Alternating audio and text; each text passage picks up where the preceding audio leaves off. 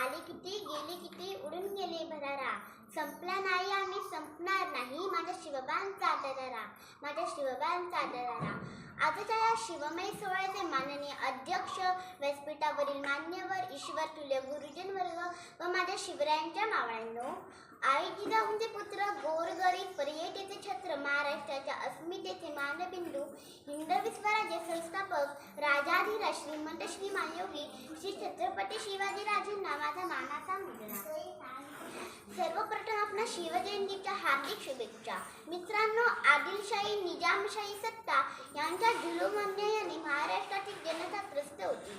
अशा वेळी दिनांक 19 फेब्रुवारी 1630 मध्ये शिवनेरीवर एका तेजस्वी ताऱ्याचा जन्म झाला. तो तारा म्हणजे आपले सर्वांचे लाडके रहिवत श्री छत्रपती शिवाजी महाराज होत.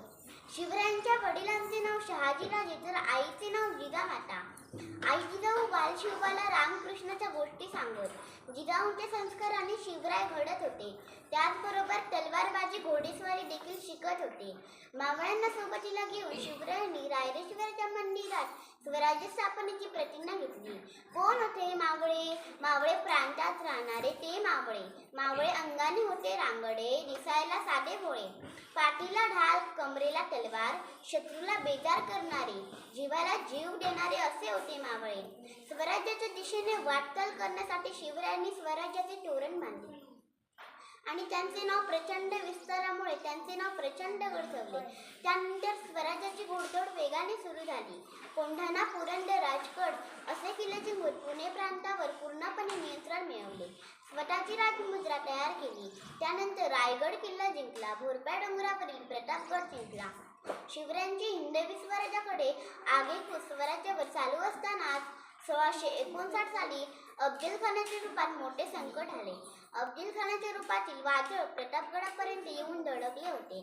तो चित्तातूर होता. आता महाराजांचं काय होणार? तहाची बोलणी दोन्ही पक्षाकडून सुरू झाली. शेवटी प्रतापगडाच्या पायथ्याशी भेट घेण्याचे ठरले. भेटीच्या दिवशी काय झाले? होता धिप्पाड असा अफजल खान शिवरायांना ठार करण्याबगले खाली दाबली मान. दुसऱ्या हाताने केला कट्यारीने वार.